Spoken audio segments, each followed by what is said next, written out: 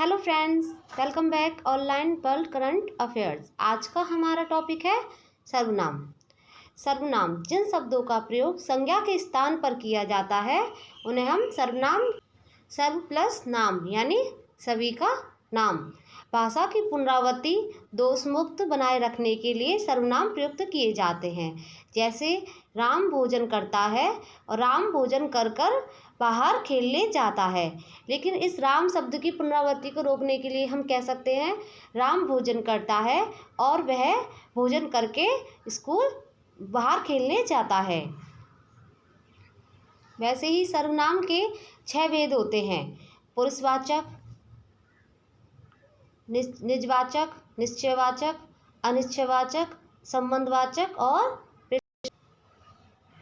पुरुषवाचक सर्वनाम जिन सर्वनामों का प्रयोग व्यक्तिवाचक संज्ञा के स्थान पर होता है उन्हें पुरुषवाचक सर्वनाम कहते हैं। जैसे मैं, हम, तुम, आप, वह, यह, वे, ये। यानी पुरुषवाचक सर्वनाम इसके 3 भेद होते हैं: उत्तम पुरुषवाचक, मध्य पुरुषवाचक और अन्य पुरुषवाचक। यानी मैं, मध्य यानी तुम, पुरुषवाचक यानी वह। यानी उत्तम पुरुषवाचक का शब्द कर्ता अपने लिए करता है, ये सामने के लिए करता है, और अन्य पुरुषवाचक का यानी जो दूर है उसके लिए करता है। उत्तम पुरुषवाचक जिस सर्वनाम का प्रयोग बोलने वाला अपने लिए करता है, जैसे मैं, हम, मुझे, मेरा, हमारा आदि। मध्यम पुरुषवाचक जिस सर्वनाम का प्रयोग बोलने वाला सुनने वाले के लिए करता है, यानी सामने वाले के लिए करता है, आप, तुम, आपका आदि। अन्य पुरुषवाचक सर्वनाम का प्रयोग बोलने वाला किसी अन्य के लिए करता है, जैसे वे, वह, ये, यह आदि। वह, उस, उसका, उसकी, उसके, उसे, उसके लिए, उसके द्वारा एक वचन अन्य पुरुषवाचक। वे, उन, उनका, उनकी, उनके, उन्हें, उन्होंने, उनसे आदि ये शब्द बहुवचन एवं पुरुषवाचक शब्द के हैं, पुरुषवाचक सर्वनाम के हैं। विशेष यानी क्रिया आप शब्द से पूरी होती है तो वह मध्यम पुरुष होता है। यदि आप शब्द का प्रयोग कर्ता के लिए किया जाए तो वह आप शब्द निजवाचक सर्वनाम होगा।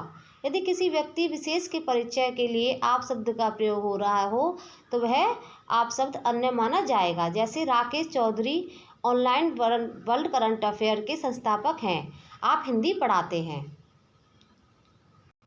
यहाँ आप शब्द का प्रयोग, आप सर्वनाम का प्रयोग अन्य पुरुषवाचक सर्वनाम के लिए किया गया है। निजवाचक सर्वनाम जो पुरुष सर्वनाम अपनेपन का बोध कराते हैं उसे हम निजवाचक सर्वनाम कहते हैं। जैसे मैं अपने कपड़े आप धोऊंगा, तुम अपने आप चले जाना।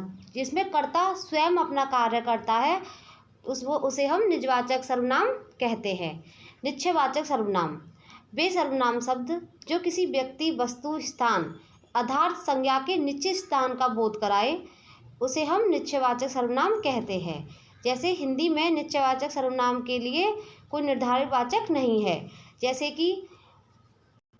कि मैं ये कहूँ कि यह मेरा फ़ोन है, यानी ये फ़ोन मेरा है, यानी निश्चित सर्वनाम है। यदि संज्ञा से पहले कोई भी पुरुषवाचक सर्वनाम शब्द का प्रयोग होता है तो उसे निश्चय सर्ववाचक सर्वनाम कहते हैं। उदाहरण, वह लड़का मेहनती है, यानी वो जो लड़का सामने है वो कैसा है, मेहनती। इस बोतल में दूध है, वो निश्चित है, इस बोतल में दूध ही है। जो हमें निश्चित हो, जिसका रियल में ज्ञान हो कि हाँ ये निश्चित चीज़ है, यह इस बोतल में दूध है, ना कि पानी। हमें दिख रहा है कि इस बोतल में दूध है। अनिश्चित वाचक सर्वनाम वे सर्वनाम शब्द जो किसी व्यक्ति, वस्तु, स्थान, आधार संज्ञा की अनिश्चित स्थिति के बारे में बताते हैं, अनिश्चयवाचक सर्वनाम कहलाते हैं। जैसे इसमें हम प्रयोग आ सकते हैं सर्वनाम कोई, कुछ और किसी। ये तीनों सर्वनाम जिसमें शब्द में दिखाई दे वह सर्वनाम कौन सा होगा, अनिश्चितवाचक सर्वनाम। जैसे कोई दरवाजे पर खड़ा है, हमें नहीं पता कौन दरवाजे पर है, लेकिन इतना पता है कि कोई दरवाजे पर खड़ा है। लेकिन निश्चितवाचक सर्वनाम में हमें ये पता रहता है कि वो चीज़ हमारे सामने है और हमें पता है कि वो चीज़ क्या है। जैसे वह लड़का मेहनती है, इस बोतल में दूध है। वैसे ही अनिश्चितवाचक सर्वनाम में हमें नहीं ज्ञान होता कि सामने क्या है। कोई दरवाजे पर खड़ा है, बोतल में कुछ है, तो हमें नहीं पता बोतल में क्या है, लेकिन बोतल में कुछ तो है। ऐसे ही आगे संबंधवाचक सर्वनाम, जो किसी व्यक्ति, स्थान का शब्द या वाक्यांश से अन्य वस्तु व संज्ञा से स्पष्ट संबंध का बोध कराते हैं, संबंधवाचक सर्वनाम कहलाते हैं। इसमें सर्वनाम का प्रयोग होता है जैसे जो, जिसका, जिसकी, जिसके आदि, ये एक वचन में प्रयोग होंगे। जिन, जिनका, जिन्हें, जिन्होंने आदि, ये बहुवचन सर्वनाम कहलाएंगे। जैसे जिसकी लाठी उसकी भैंस, जिसकी लाठी उसकी भैंस, ये सब संबंध बता रहा है। जिसकी लाठी है उसी की भैंस है। जो संबंध बताते हैं वो कौन से सर्वनाम कहलाते हैं? संबंधवाचक सर्वनाम। जो बोएगा वह वही पाएगा, ऐसे संबंध बताते हैं एक शब्द का दूसरे से।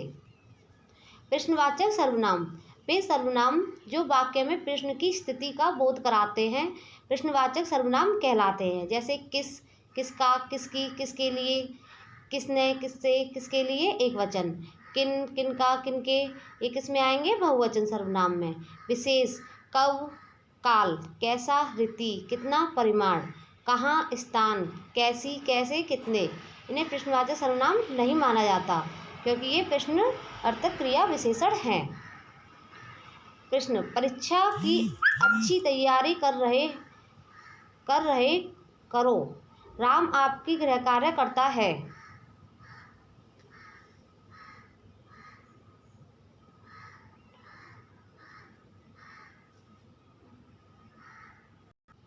राम आप ही गृह कार्य करता है, ये कौन सा सर्वनाम कहलाएगा? निजवाचक। जो पढ़ेगा वह अध्यापक सब इंस्पेक्टर होगा, ये कौन सा हो जाएगा हमारा? संबंधवाचक। जैसे पैर पसारिए तैती लंबी सैर, ये भी हमारा संबंधवाचक सर्वनाम कहलाएगा। हम प्रश्नवाचक सर्वनाम के कुछ उदाहरण देते हैं।